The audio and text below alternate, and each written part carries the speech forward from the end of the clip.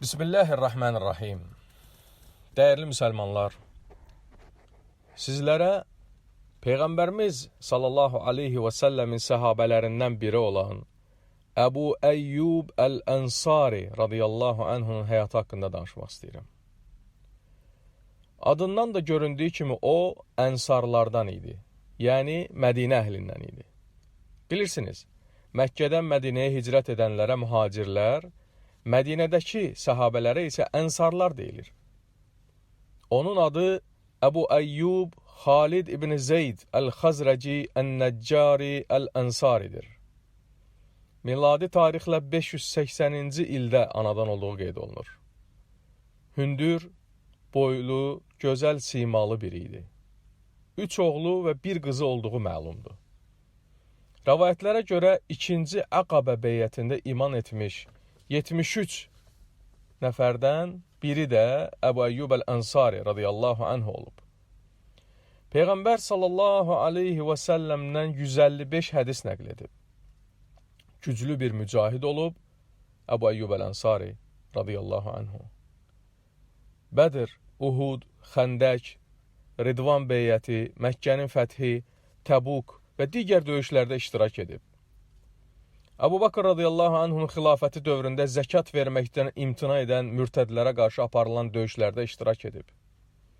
Ömər radiyallahu anh'ın vaxtında Şam, Fələstin və Misirin fəthində iştirak edib. Osman radiyallahu anh'ın vaxtında Kipr adasının fəthində iştirak edib. Osman radiyallahu anh'ı şəhid olduqdan sonra Əli radiyallahu anh'ı hakimiyyətə gəlir. Küfəyə gedir və Əbu Eyyub el-Ensari radiyallahu anh'unu Mədinəyə vali təyin edir. Hər bir sahabənin bir özəlliyi var.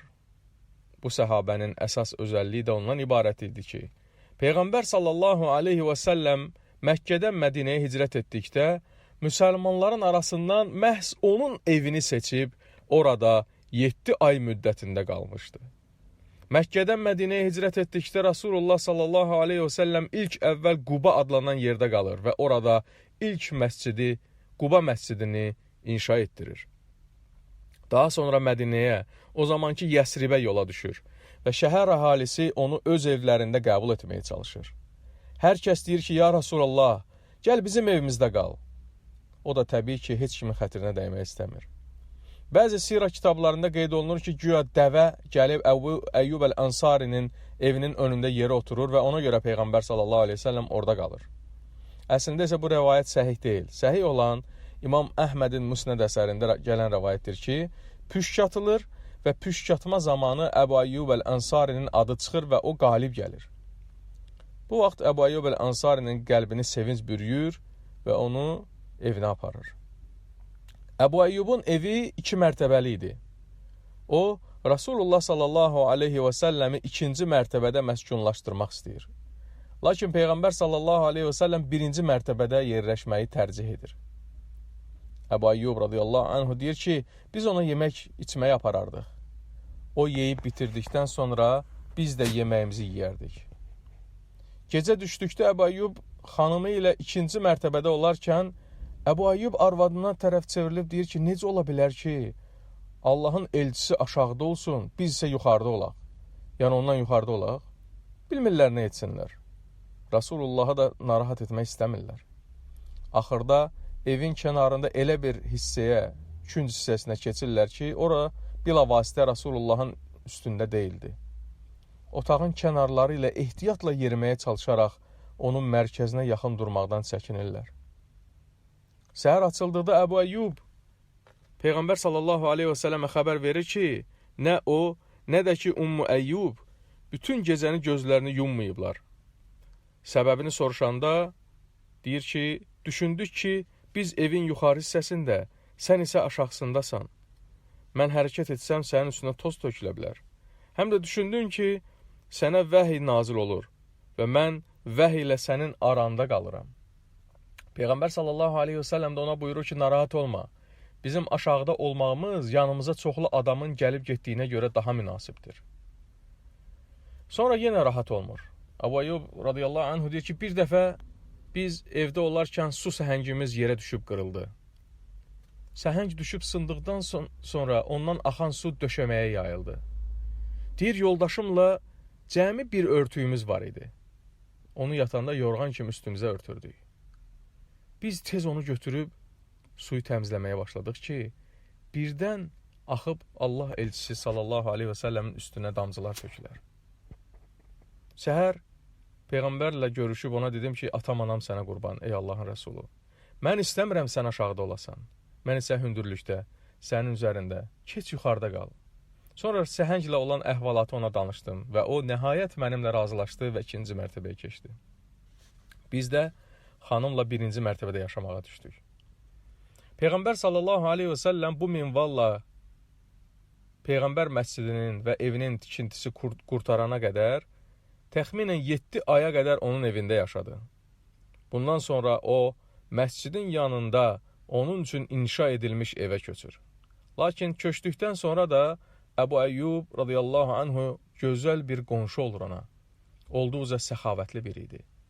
Peyğəmbər sallallahu aleyhi və səlləmə tez-tez yemək ikram edərdi. Abdullah bin Abbas radiyallahu anhum rəvayət edir ki, bir dəfə qızmar günlərin birində Əbu Bakır məscidə yollanır.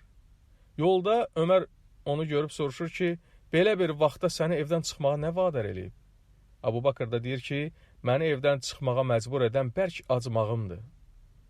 Ömər də deyir ki, Allaha and olsun ki, eyni şey məni də evdən çıxmağa məcbur eləyib. Onlar beləcə danışmaqdaykən Rasulullah sallallahu aleyhi ve sellem onlara yaxınlaşıb soruşur ki, belə bir vaxtda siz niyə evdən çıxmısınız? Onlar da deyirlər ki, vallahi ki, güclü acılıq səbəbindən çıxmışıq. Peyğəmbər sallallahu aleyhi və səlləm də buyurur ki, canım əlində olan Allaha and içirəm ki, elə mən də o səbəbə görə evdən çıxmışam. Sonra deyir, ardımca gəlin. Gedirlər Əbu Əyyub Əl-Ənsarinin evinə. O, hər gün Rasulullah sallallahu aleyhi və səlləm üçün yemək hazırlayırdı. O gəlməyəndə də uşaqlarına yedizdirirdi. Qapının döyülməsinə Əbu Əyyubun arvadı Ummu Əyyub çıxır və deyir, Allahın elçisini və onunla olanları salamlayıram. Rasulullah sallallahu aleyhi və səlləm soruşur ki, Əbu Əyyub hardadır? Əbu Əyyub isə bu vaxt yaxınlıqdakı xurmalıqda işləyirdi. Peyğəmbər sallallahu aleyhi və səlləmi səsindən tanıyıb yaxınlaşaraq deyir ki, Allahın elçisinə və onunla gələnlərə salam olsun. Ey Allahın Rəsulu, sən adətən bizə başqa vaxtda gəlirsən. Peyğəmbər sallallahu aleyhi və səlləm də bəli, sən haqlısan, deyir. Bundan sonra Əbu Əyyub xurma ağacına tərəf gedir və ondan üstündə yetişmiş xurmalar olan böyük bir budağı kəsib gətirir. Əbu Əyyub deyir ki, ey Allahın elçisi, mən istəyirəm ki, sən əvvəl bu xurmalardan yeyəsən, sonra isə heyvan kəsəcəm. Beləcə, kök bir keçi seçərək Əbu Əyyub onu kəsir və həyat yoldaşına deyir ki, xəmir elə çörək pişir. Sən bu işin öhdəsindən yaxşı gəlirsən.